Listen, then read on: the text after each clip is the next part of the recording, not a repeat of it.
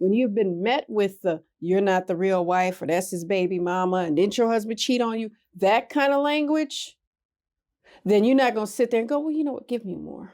Give me more of that negativity. Give me more of that verbal abuse and that assault, and just blindside me. Do all that you did. Do your best. No.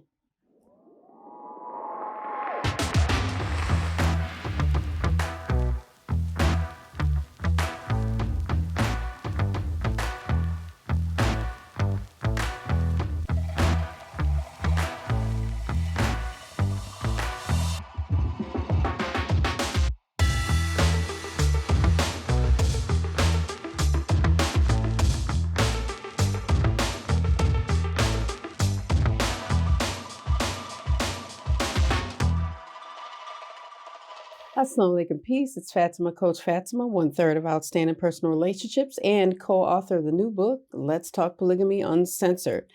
Now, in this video, I'm going to discuss something that, this is a big one. It's this mentality that my husband's other marriage doesn't matter, or their marriage doesn't matter. And it's destructive. This thinking can be very destructive. Now, it's one thing if somebody outside of our family or our circle is saying, look, I don't get it. That marriage makes no sense to me. It doesn't matter to me. Woo. And you can gather them up or get into a back and forth with them, get into an argument with them, agree with them. But then don't expect to have success in polygyny.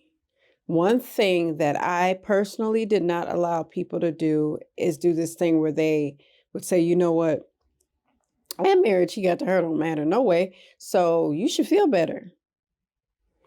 It does matter a great deal because we're practicing Muslims, and that marriage has a contract. My marriage to Coach Nazir has a contract, and I hold both in high regard. That doesn't mean everything was done exactly like I thought it would be done once he decided to practice polygyny, because that's not what happened. He said that on YouTube, Facebook, and everywhere else. No, it wasn't ideal. But was something forbidden done? Nope. It just wasn't ideal in my mind, because I said he'll bring it up if he wants to do it. And he's going, if she want to talk about it, she'll talk about it. And we just didn't meet in the middle. We did have some very brief, loose discussions, but it wasn't anything where we just sat down and spoke about it. We didn't. We're on YouTube and Facebook talking about why we didn't, and what happened, and where was the breakdown in communication, and what the other one thought. So then we could give each other some insight. But for me personally, to sit there and be agreeable with people saying, well, this is not the real wife, this ain't the wife that matter, that stuff, nope. So I give you an example.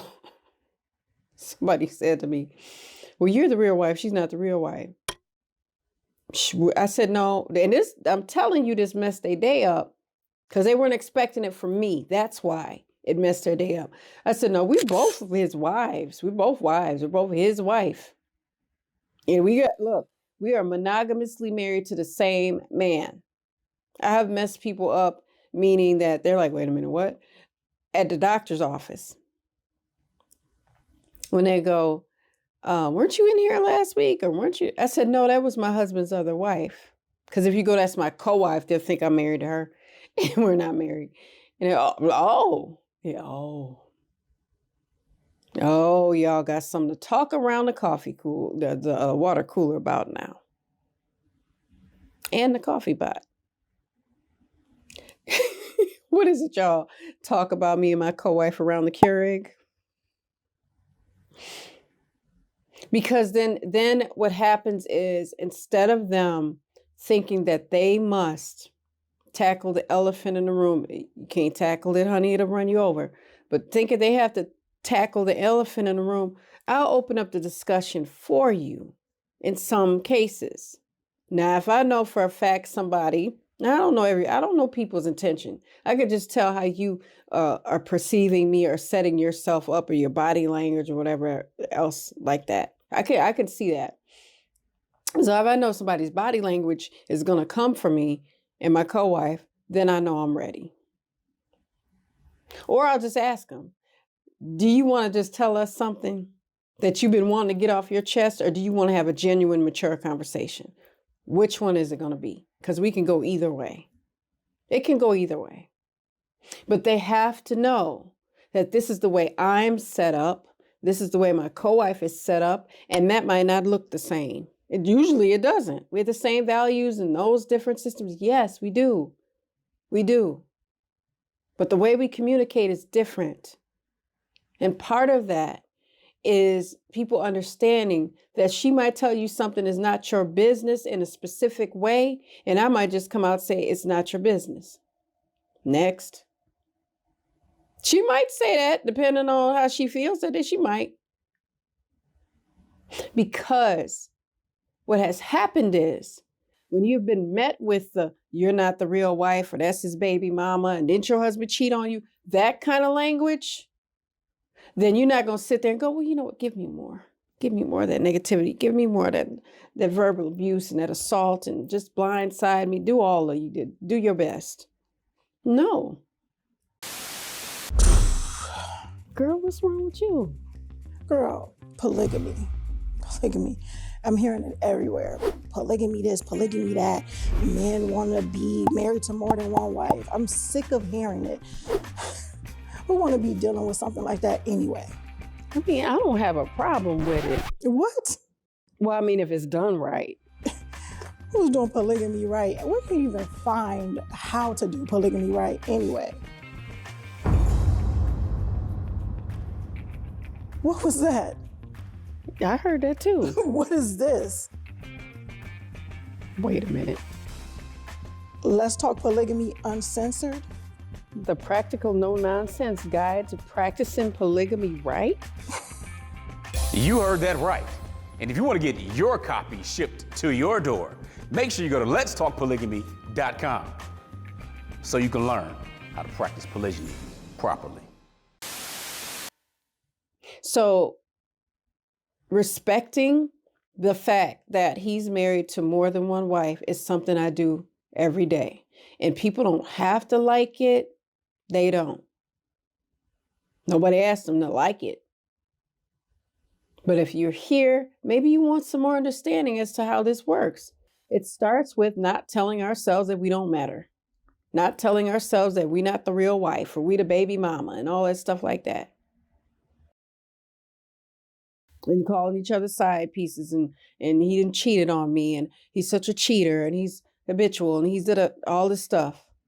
How is polygyny supposed to work if we sitting in it and destroying ourselves in it by what we say, by what we sit up in circles and say with other people?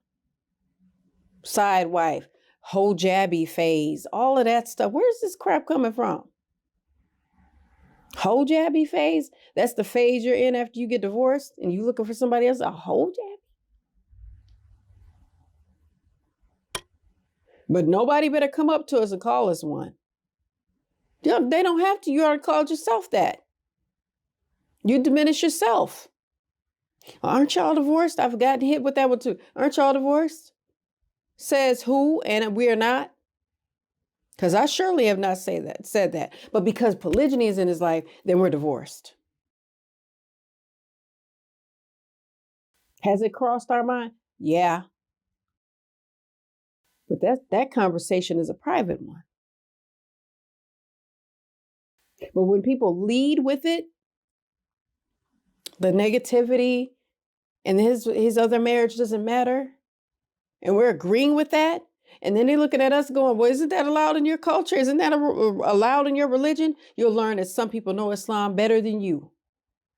And they might hold you accountable to it better than you hold yourself accountable to it. For those of you that are Muslim, for those of you that are women. Well, can he do that? That'll be your... my mother and my grandmother and my father were so far away from Islam, it wasn't even funny. But they knew the rules. He can do that, can he? Yeah. And he did. and be in agreement, but that, oh, it was messed up how, but he can do it. See, the three of them at different times in my life. My dad's gone now, but said that he could do it. You all just need to figure out how it's going to work in your life and in your family. And if he's not good to you, then we got a problem. You know, they have to put that little disclaimer on the end. But they understood it. They understood it, all three of them, in different ways. They understood it. They didn't understand how it started, but they understood that, okay, this is allowed. Both of you are wives. I don't think my parents or my grandmother ever said baby mama. My grandma might have said, running around here, call himself having two wives. She might have said that. My grandmother was a Southern proud woman. She's still with us, but she has dementia now. And I said, well, you know, she probably would be glad that she forgot a lot of things as far as like getting too religious and too many wives and stuff went. But she said that. She didn't say, I don't ever recall her saying, because she raised me, for those of you that are new, that he running around here with a wife and a girlfriend. Nope. He could tell you that. He could tell you that she had a vicious clap back. But she didn't say that. Because although she might not have liked things, she understood that this has happened. It is allowed in their culture. This is what it is. Now, how are you going to make it work for you? She challenged me with that question. And I answered to the challenge. Alhamdulillah. So with that being said, let's be sure that, you know what, if you don't like something, have the conversation. If you have a concern, have the conversation. But be ready to hear the answers and listen to a perspective that is not your own. Okay, if there's a difference. All right. So make sure that you guys are following us on YouTube and Facebook. We're Outstanding Personal Relationships. And on IG, we're Outstanding Relationships. And if you want to learn more about my coaching and counseling, visit me at coachfatimah.com for details. And if you want to pick up our book, visit us at letstalkpolygamy.com for details on how to order. So I'm going to leave you guys with some GLC. Make sure that you're growing intentionally, loving fearlessly, and connecting on a higher level every single day. I'll see you in the next one. Assalamu alaikum. Peace.